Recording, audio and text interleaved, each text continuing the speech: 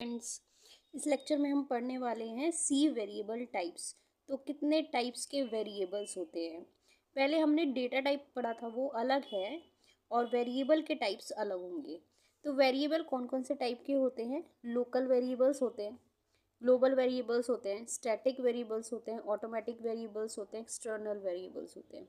तो one by one हम इनको पढ़ते चले जाएंगे। आज के लेक्चर में हम पढ़ने वाले हैं लोकल वेरिएबल्स। ठीक है, तो लोकल वेरिएबल्स क्या होते हैं पहले हम देख लेते हैं कि वेरिएबल्स क्या होते हैं। वैसे कि मैंने पहले भी आपको ये बताया हुआ है कि वेरिएबल्स क्या हैं।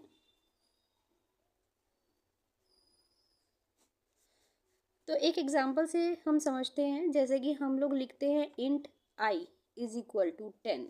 ठीक है, तो आई हमारा वेरिएबल है।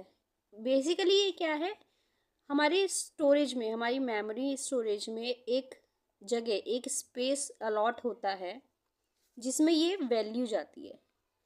उसके नाम को हम कहते हैं वेरिएबल। ठीक है, तो named area of a storage, जो कोई भी वैल्यू को स्टोर कर सके, उसे हम कहते हैं वेरिएबल। तो ये एक मेमोरी की लोकेशन है, उसके नाम को हम कहेंगे वेरिएबल। ठीक है, एग्जाम्पल लिखती हूँ मैं, उससे आपको पता लग जाएगा कि ये लोकल वेरिएबल्स क्या होते हैं। क्योंकि मैं इस तरीके से समझाऊंगी तो आपको समझ में नहीं आएगा। मैं फटाफट एग्जाम्पल लिख लेती हूँ इसका।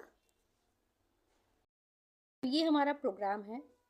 एक दो चीज़ें ये देखने वाली हैं कि जो हमारा लोकल वेरिएबल होता है, वो उसकी जो हमारा लोकल वेरिएबल होता है वो ब्लॉक के शुरू होते ही हम डिफाइन कर देते हैं। ठीक है, और उसकी लाइफ कहाँ तक रहती है? उस ब्लॉक के अंदर तक ही रहती है। ओके, तो उसके बाद वो क्या है, मान्य नहीं रखता। उसके बाद उसकी कोई लाइफ नहीं होती है, वो एग्जिस्ट नहीं करता है एक्चुअली में। वो जो स्टोरेज मेमोरी में उसको अलॉट होती है वो गायब हो जाती है जैसे ही वो ब्लॉक ख़त्म होता है जिसके अंदर उसको हमने डिफाइन किया है। ठीक है, तो देखते हैं किस तरीके से है ये।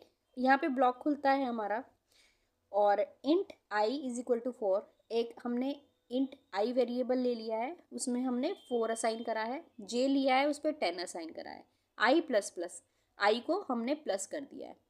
अब यहाँ पे मैं आउटपुट लिखती जाऊंगी ताकि आपको समझ में आ जाए।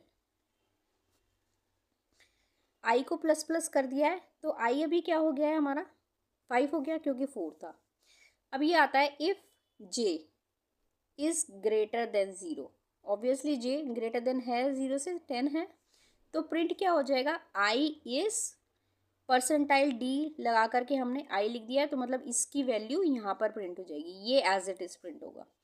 तो यहाँ पे आउटपुट क्या आएगा? I is 5। ओके, अब ये ब्लॉक हो गया हमारा बंद। अब एक और हमारा ब्लॉक शुरू होता है इसी के अंदर। If J is greater than 0, तो ये ट्रू है। अंदर आते हैं, अब हमने अगेन आई को दोबारा डिफाइन किया है इस ब्लॉक के अंदर अंदर। तो I int I is equal to 100। Printf I is percent D, I is percentile D, और यहाँ पर हमने आई लिख दिया, तो इस आई की वैल्यू यहाँ पर आ जाएगी।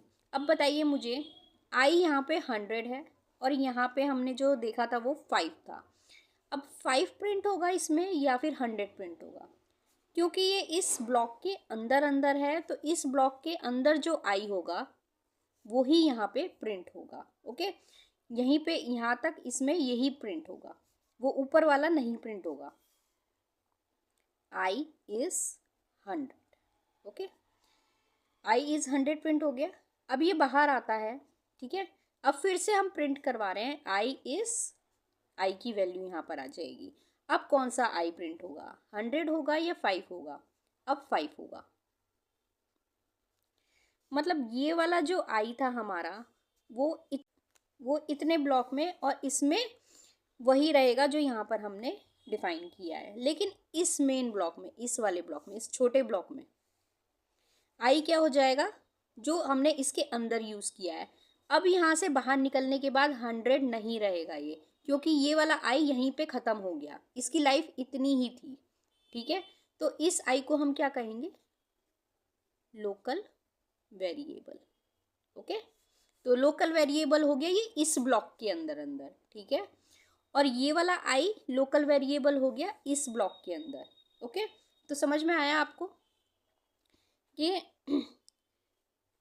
इस ब्लॉक के अंदर हमने जो आई डिफाइन किया था वो इसी ब्लॉक के अंदर यूज़ हो जाएगा और यहीं पे ये ख़त्म हो जाएगा, इसकी मेमोरी यहीं पे ख़त्म हो जाएगी। इसके बाहर आते ही इसका कोई मतलब नहीं रहेगा, इसके बाहर आते ही जो हमने पहले डिफाइन किया था वही यूज़ होगा। यहाँ पे भी और यहाँ पे भी आई हमेशा 5 ही रहेगा, इसके अंदर ही ये 100 रहेगा, उसके बाहर आते ही उसकी वैल्यू ख़त्म हो जाएगी, उसकी मेमोरी ख़त्म हो जाएगी।